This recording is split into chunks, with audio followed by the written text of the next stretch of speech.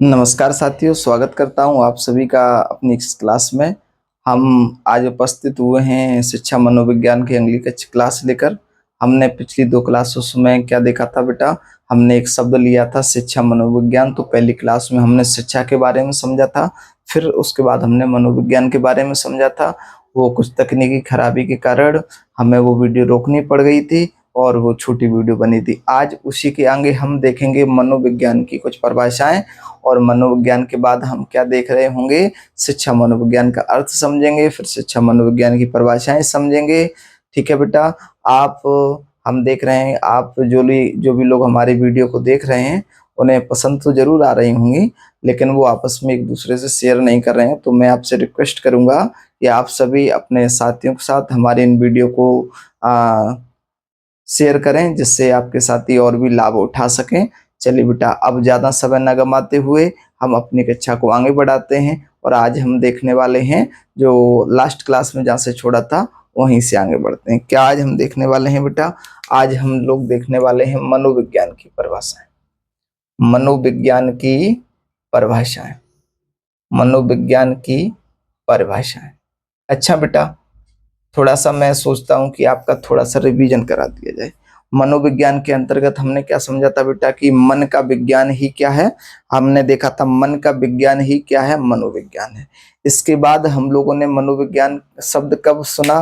पहली बार मनोविज्ञान शब्द कब लिया गया? तो आपको मैंने बताया था 1590 में रुडोल्फ गायकले नाम का व्यक्ति आया, इसने सर्वप्रथम मनोविज्ञान शब्द का प्रयोग किया। उसके बाद 1912 में पहली बार मनोविज्ञान शब्द नाम लिया गया।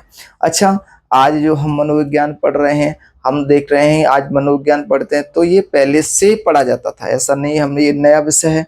ये दर्शन शास्त्र के रूप में पढ़ा जाता था। ठीक है? तो हम लोगों ने देखा था प्लेटो के समय से पढ़ते थे, लेकिन बाद में एक अमेरिकी मनोवैज्ञानिक आए विलियम जेम्स, जिन्होंने मनोविज्ञान को कह सकते हैं दर्शन शास्त्र से अलग किया, एक विषय के रूप में स्थापित किया। इसीलिए उन्हें हम मनोविज्ञान का जनक कहते हैं, यानी कि कह सकते हैं कि फादर ऑफ साइकोलॉजी कहते हैं। ठीक है बेटा? अब जो साइकोलॉजी वर्ड आया, जैसे अभी ये 1912 में पहली बार प्रयोग किया गया, और ये शब्द अंग्रेजी भाषा का है, तो इसकी उत्पत्ति दो शब्दों से मानी गई थी। कैसे? Psyche plus logos. Psyche means soul, soul means आत्मा। लोगस का मतलब टू स्टडी या नॉलेज से था, यानी कि पहले क्या था? सोल मीन्स आत्मा, और टू स्टडी यानी कि अध्ययन करना। यानी कि सबसे पहले मनोविज्ञान का अर्थ क्या समझा जाता था? आत्मा का विज्ञान या आत्मा का अध्ययन कह सकते हैं। ये कब की बात है सर? सर ये 16वीं शताब्दी की है। इसको मानने वाले कौन है? आपने देखा था प्लेटो हैं, अरस्तु हैं, फ्रांसिस डेकार्टे हैं। ठीक बात है बेटा? इसी के बाद आगे 17वीं शताब्दी आई तो मन और मस्तिष्क का विकास हो गया। मन और मस्तिष्क का विज्ञान माना जाने लगा मनोविज्ञान को, और इसके जस्ट बाद चेतना का विज्ञान आ गया। हमने आपको कई सारी जानकारी दी थी इसमें। चेतना के बाद व्यवहार का विज्ञान माना गया, और फिर निरंतर हम आगे बढ़ते गए। उसी क्रम में हम लोग आज क्या देखने वाले हैं? मनोविज्ञान की परिभाषाएं। तो बेटा सबसे पहली परिभाषा क्या है? बॉटसन की। पहली परिभाषा क्या है हमारे? बॉटसन की। बॉटसन क्या कहते हैं?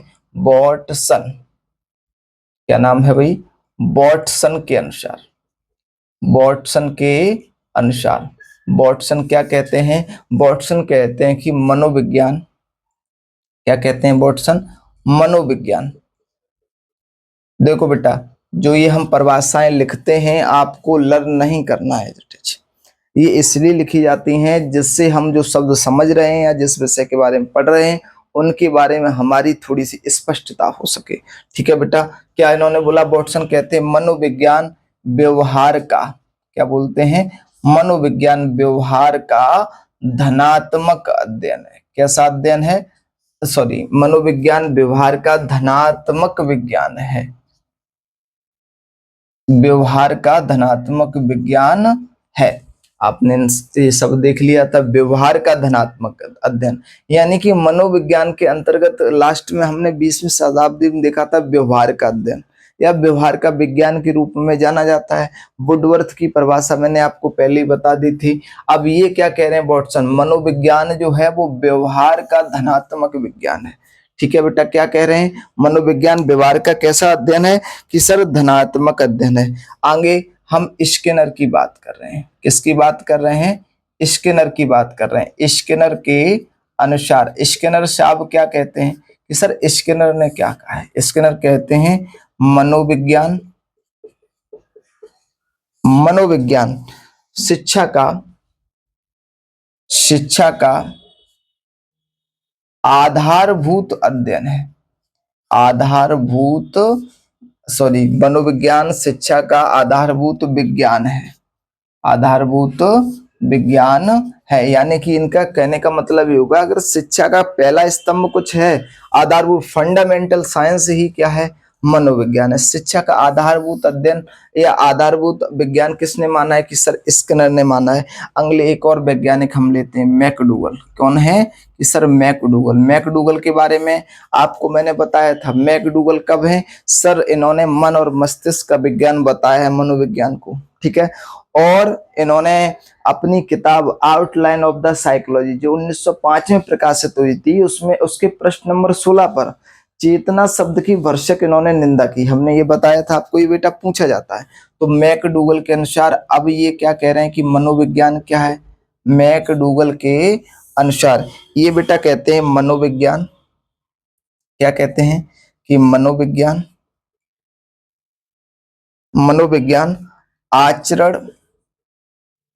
आचरण एवं व्यवहार का यथार्थ विज्ञान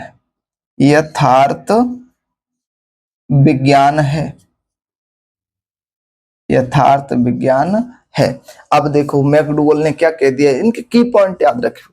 आचरण एवं व्यवहार का यथार्थ विज्ञान किसने कहा है, मैकडूगल ने। शिक्षा का आधारभूत विज्ञान किसने कहा है, स्किनर ने। वॉटसन कह रहे थे व्यवहार का धनात्मक अध्ययन बोल रहे थे। क्या बोल रहे थे बेटा कि धनात्मक अध्ययन बोल रहे थे। आगे हम और क्या समझ सकते हैं मनोविज्ञान की परिभाषा में, ईश्वर मनोविज्ञान की परिभाषा में एक परिभाषा और किसकी हम देख लें, तो हम देख रहे हैं वुडवर्थ के अनुसार। वुडवर्थ के अनुसार और देख लेते हैं। वुडवर्थ ने एक तो कहानी ये कही थी, सबसे पहले सब समरी को जोड़कर उन्होंने क्या था, मनोविज्ञान ने सर्वप्रथम आत्मा को त्यागा, फिर मन व मस्तिष्क को स्वीकारा, फिर चेतना का भी त्याग कर दिया और आज वर्तमान में व्यवहार के विज्ञान के रूप में जाना और पहचाना जा रहा है। ये मनोविज्ञान इन्होंने कहा था। लेकिन यहाँ एक और परिभाषा ये देते हैं, क्या देते हैं कि सर ये कहते हैं मनोविज्ञान, क्या कह रहे हैं, मनोविज्ञान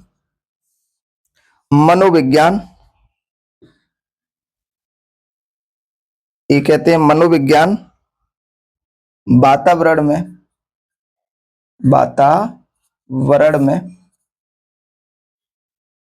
मनोविज्ञान वातावरण के क्या है बेटा, मनोविज्ञान वातावरण के संपर्क में होने वाले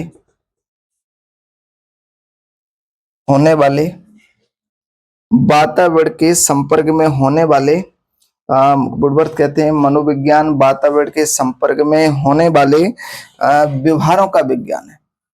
व्यवहारों का विज्ञान है, ठीक है बेटा, व्यवहारों का विज्ञान है। एक बात देखो यहाँ क्या बात आई, वुडवर्थ क्या कह रहे हैं, मनोविज्ञान वातावरण के संपर्क में होने वाले व्यवहारों का विज्ञान है। किसका, व्यवहारों का विज्ञान। बात ये आ गई। एक परिभाषा और देख लें, किसके अनुसार, सर मॉर्गन के अनुसार। क्या, मॉर्गन के अनुसार लास्ट है ये परिभाषा बेटा। मॉर्गन क्या कहते हैं, ये कहते हैं मनोविज्ञान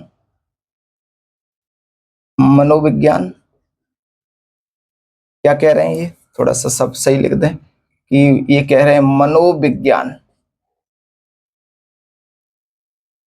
मानव व पशु के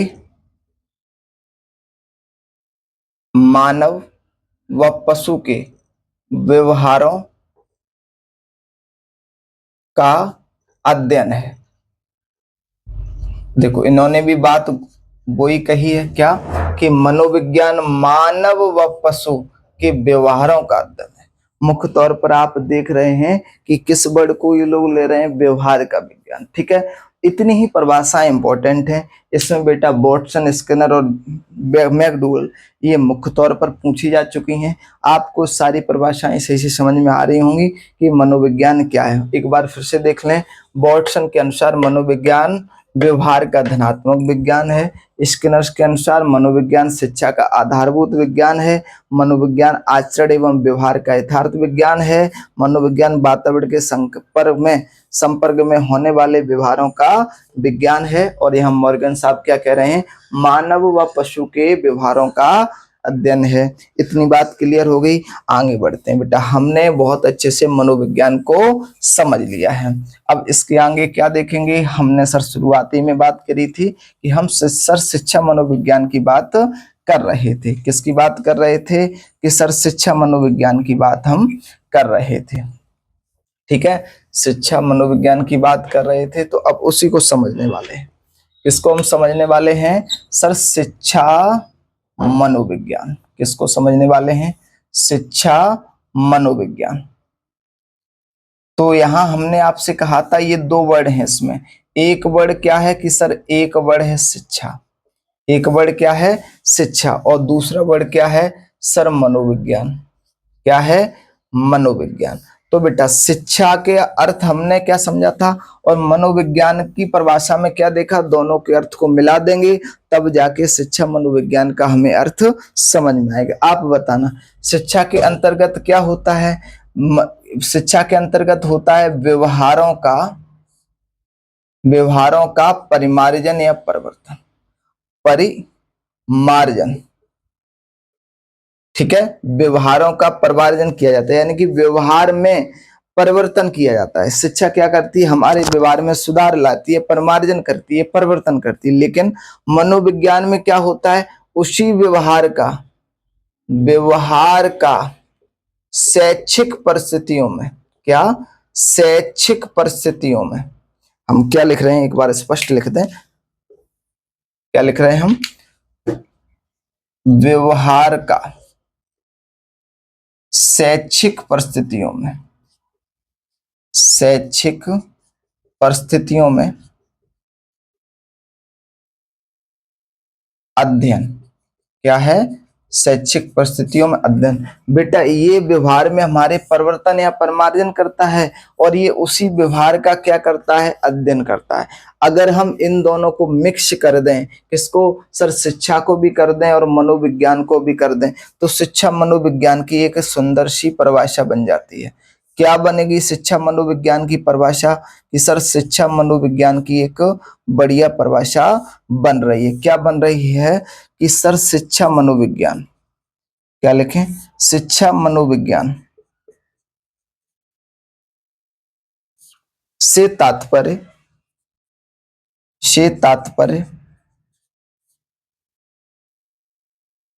मनुष्य के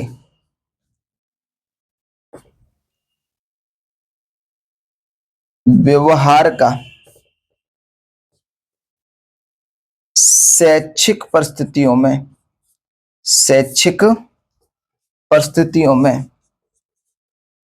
कर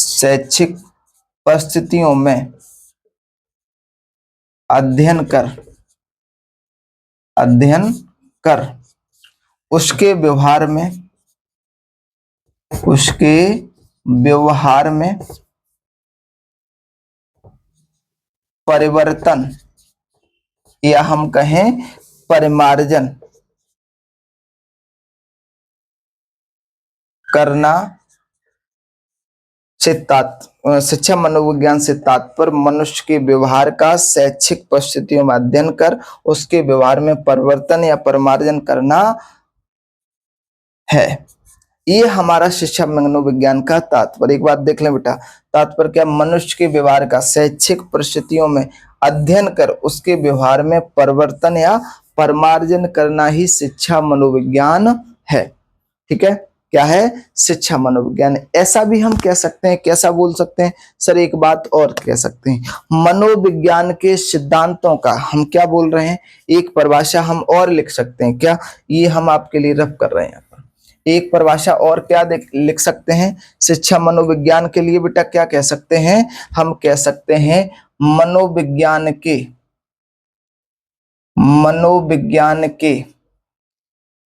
नियमों व सिद्धांतों का शिक्षा के क्षेत्र में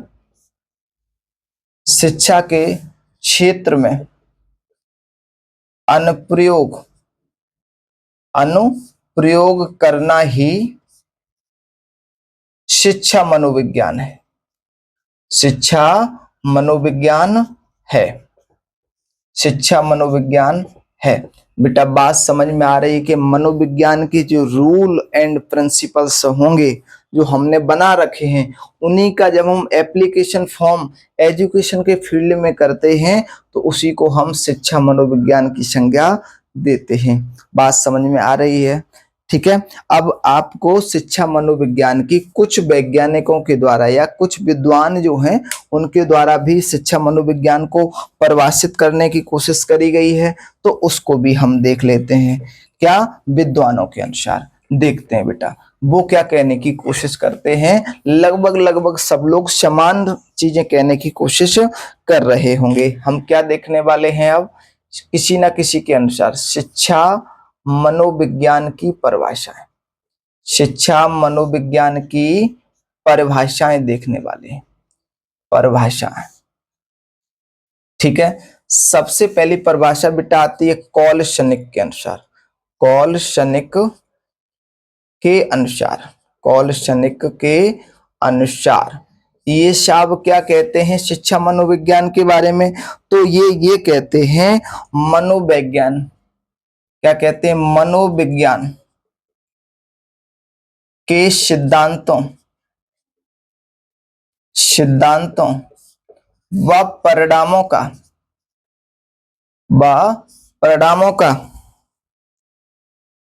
शिक्षा के क्षेत्र में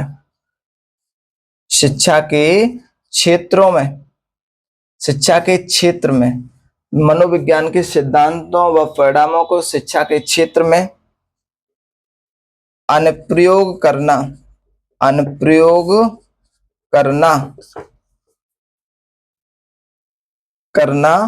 शिक्षा मनोविज्ञान कहलाता है। शिक्षा मनोविज्ञान कहलाता है। ये किसने बात कही है कि सर कॉलशनिक ने कही। क्या इसी से सिमिलर बात मैंने आपको नहीं बताई थी शुरुआत में, पहली बता दी थी मैंने यहाँ लिखकर आपको। अब एक और वैज्ञानिक है, उनके अनुसार देखें, स्किनर के अनुसार। किसके अनुसार? स्किनर के अनुसार देखते हैं बेटा। किसके अनुसार देखते हैं? स्किनर के अनुसार देखते हैं। स्किनर के अनुसार किसके अनुसार देखते हैं कि सर हम देखने वाले हैं स्किनर के अनुसार। अभी एक बार हम इनको समझेंगे भी। स्किनर क्या कहते हैं? स्किनर कहते हैं शिक्षा मनोविज्ञान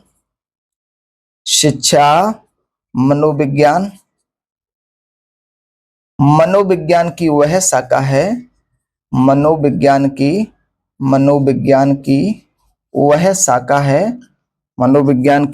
वह शाखा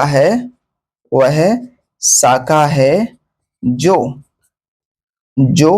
शिक्षण व अधिगम से संबंधित है। कैसी है? संबंधित है। ठीक है बेटा, क्या कह रहे हैं? पहला तो स्किनर ने क्या कहा, शिक्षा मनोविज्ञान की वह शाखा है जो शिक्षण एवं अधिगम से संबंधित है। शिक्षण यानी कि टीचिंग और अधिगम का मतलब लर्निंग। शिक्षण का मतलब क्या है? टीचिंग से। जब हम किसी को पढ़ाते हैं तो उसको क्या कहते हैं? शिक्षण कार्य कर रहे हैं। अधिगम का मतलब है लर्निंग। अधिगम का मतलब क्या है? लर्निंग। बेटा आप देखेंगे आगे एक चैप्टर ही पढ़ेंगे पूरा अधिगम, और एक टॉपिक पढ़ेंगे आप शिक्षण के सूत्र होते हैं, शिक्षण किस प्रकार का होता है, प्रभावी शिक्षण कैसा होता है, अप्रभावी कैसा होता है, शिक्षण किस प्रकार का होना चाहिए, उत्तम शिक्षण किस प्रकार का है, बहुत सारी चीजें इसमें हम लोग देखेंगे। एक परिभाषा और देख लेते हैं, क्या कह सकते हैं? क्रो एंड क्रो के अनुसार। किसके अनुसार बेटा? क्रो एंड क्रो के अनुसार, क्रो एंड क्रो के अनुसार ये क्या कहते हैं शिक्षा मनोविज्ञान के बारे में, इनको भी देख लेते हैं। बेटा ये बताते हैं शिक्षा मनोविज्ञान, क्या बताते हैं कि सर शिक्षा मनोविज्ञान, शिक्षा मनोविज्ञान व्यक्ति के जन्म से लेकर, व्यक्ति के जन्म से लेकर, जन्म से लेकर वृद्धावस्था तक, जन्म से लेकर वृद्धावस्था, जन्म से लेकर वृद्धावस्था तक किए जाने वाले अनुभव, कह सकते हैं जन्म से लेकर वृद्धावस्था तक के सीखने के अनुभवों का वर्णन तक, कह सकते हैं सीखने या किए जाने वाले सीखने वाले अनुभवों, सीखने वाले अनुभवों, सीखने वाले अनुभवों का वर्णन व व्याख्या करता है, व्याख्या करता है। बेटा बहुत अच्छी बात कही गई है सभी के द्वारा। मैंने 3 वैज्ञानिकों के द्वारा शिक्षा मनोविज्ञान को परिभाषित करने की कोशिश करी है। पहला कौन है सर, कॉलशनिक है। कॉलशनिक क्या कहते हैं कि सर, कॉलशनिक ये कहते हैं कि मनोविज्ञान के जो सिद्धांत हैं यानी प्रिंसिपल्स हैं, जो परिणाम हैं यानी कि जो रिजल्ट हैं, उनका हम शिक्षा के क्षेत्र में प्रयोग करें, उनका अनुप्रयोग करें, यही क्या है शिक्षा मनोविज्ञान है। स्किनर क्या कह रहे हैं कि शिक्षा मनोविज्ञान मनोविज्ञान की वह शाखा है जिसमें क्या, जिसमें जो शिक्षण व अधिगम से संबंधित है। और क्रो एंड क्रो तो नई बात कह रहे हैं, ये कह रहे हैं कि शिक्षा मनोविज्ञान व्यक्ति के जन्म से लेकर वृद्धावस्था तक सीखने वाले या किए जाने वाले अनुभवों का वर्णन एवं व्याख्या करता है कि किस प्रकार से व्यक्ति ने सीखा है और किस प्रकार सीखने की उसकी गति रही है। ये सारी चीजें किस में आएंगी बेटा, मनोविज्ञान, शिक्षा मनोविज्ञान के अंतर्गत। मैं समझता हूं ये 3 परिभाषाएं आपके लिए अति महत्वपूर्ण हैं। ठीक है बेटा, आपने शिक्षा मनोविज्ञान को बहुत अच्छे से समझ लिया होगा। अब मैं 1-2 पॉइंट आपको और बताता हूं। क्या क्या बताता हूं आपको, मैं एक बात कहना चाह रहा हूं। शिक्षा मनोविज्ञान की आपसे प्रकृति पूछी ले जाती है। क्या, शिक्षा मनोविज्ञान की, शिक्षा मनोविज्ञान की प्रकृति आपसे पूछ ली जाए कि नेचर ऑफ कैसा होता है, तो आपको बताना है कि शिक्षा मनोविज्ञान की प्रकृति, शिक्षा मनोविज्ञान की प्रकृति, शिक्षा मनोविज्ञान, शिक्षा मनोविज्ञान की प्रकृति कलात्मक, कलात्मक या कहें कला व वैज्ञानिक, या क्या कहें कि विज्ञान,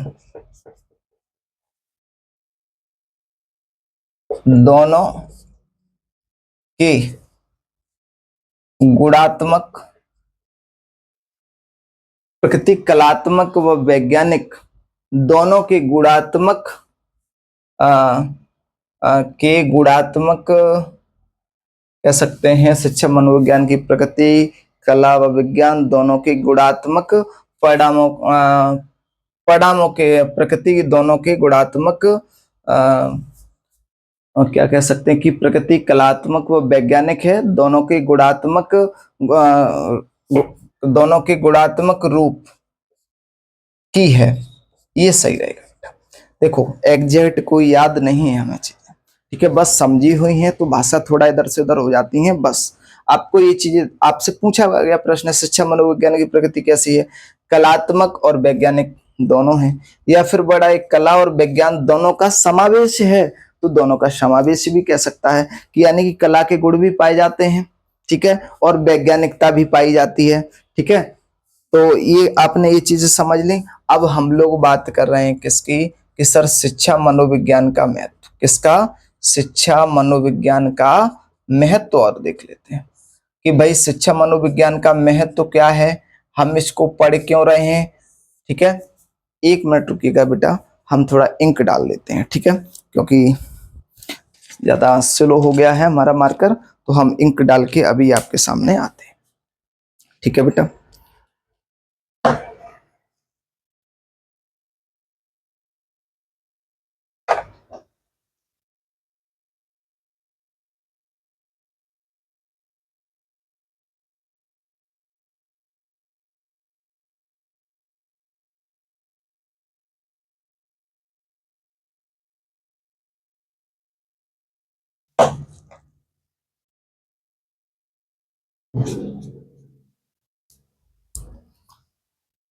देखिए बेटा, आगे देखते हैं, इंक मैंने डाल ली है, आगे देखते हैं।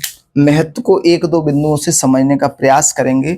शिक्षा मनोविज्ञान, क्या कह सकते हैं? शिक्षा मनोविज्ञान पहले समझने की कोशिश करना। शिक्षा मनोविज्ञान के केंद्र में, के केंद्र में मानव व्यवहार होता है, मानव व्यवहार होता है। ठीक है, केंद्र में क्या है? मानव का व्यवहार, इसी का तो अध्ययन किया जाएगा शिक्षा मनोविज्ञान में, इसीलिए केंद्र में क्या रखा जाता है? मानव का व्यवहार। दूसरी बात हम क्या कह सकते हैं? हम कह सकते हैं कि शिक्षा मनोविज्ञान के द्वारा, शिक्षा मनोविज्ञान के द्वारा, के द्वारा, के द्वारा जो शिक्षण अधिगम प्रक्रिया है, शिक्षण अधिगम प्रक्रिया है, प्रक्रिया को सहज व सरल बनाया जा सकता है, सहज व सरल बनाया जा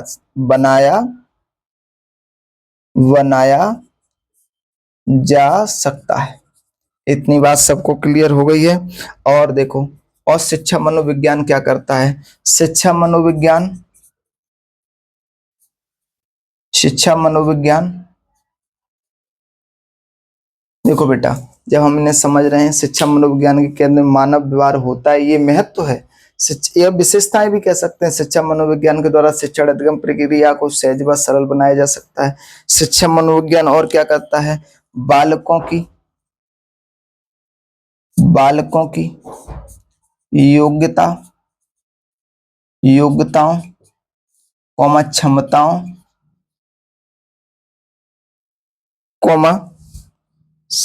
कह सकते हैं योग्यताओं, क्षमताओं, रुचियों का, रुचियों की जानकारी प्रदान करता है। इससे क्या होगा बेटा? जब बालक की हमें योग्यताओं के बारे में पता होगा, क्षमताओं के बारे में पता होगा, रुचियों के बारे में पता होगा, तो हमें कहाँ हेल्प मिलेगी? बच्चे को समझने में मदद मिलेगी कि बच्चा किस प्रकार का है, किस प्रकार का नहीं है, हमें किस प्रकार के मनोवैज्ञानिक सिद्धांतों का इस पर प्रयोग करना है। ठीक है, आपको इसे मैं समझता हूं।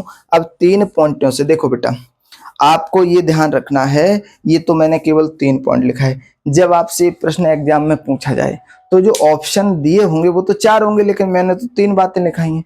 मुख्य बातें तो यही हैं। और जब आपको वो बातें दी जाएं, जो आपको ऑप्शन से दिए जाएं, तो उसमें आपको पढ़ के ये देखना है कि इसमें मनोविज्ञान या शिक्षा मनोविज्ञान का महत्व दिख भी रहा है या नहीं दिख रहा है। ठीक है, जैसे देखो, केंद्र में मानव का व्यवहार है, इससे क्या होगा? जब मानव का व्यवहार ही पता होगा तो आगे की प्रक्रिया सरल हो जाएगी। इसलिए शिक्षा मनोविज्ञान हम पढ़ रहे हैं। आगे शिक्षण अधिगम प्रक्रिया को सहज व सरल बनाया जा सकता है। आगे योग्यताओं, क्षमताओं और रुचियों की जानकारी अगर हमें मिल जाएगी तो हम क्या करेंगे? पाठ्य योजना होगा, हम अपनी प्लानिंग कर सकते हैं बहुत अच्छे से कि हम किस प्रकार से बच्चों को पढ़ाएंगे। अच्छा, इतनी बातें बेटा हो गई हैं। अब देखते हैं हम लोग क्या देखें। शिक्षा मनोविज्ञान की प्रकृति भी हो गई, शिक्षा मनोविज्ञान का महत्व भी हो गया। अब अगला टॉपिक बेटा इसके बाद आने वाला है शिक्षा मनोविज्ञान की विधियां। क्या पढ़ने वाले हैं हम? शिक्षा मनोविज्ञान की विधियां। देखते हैं बेटा।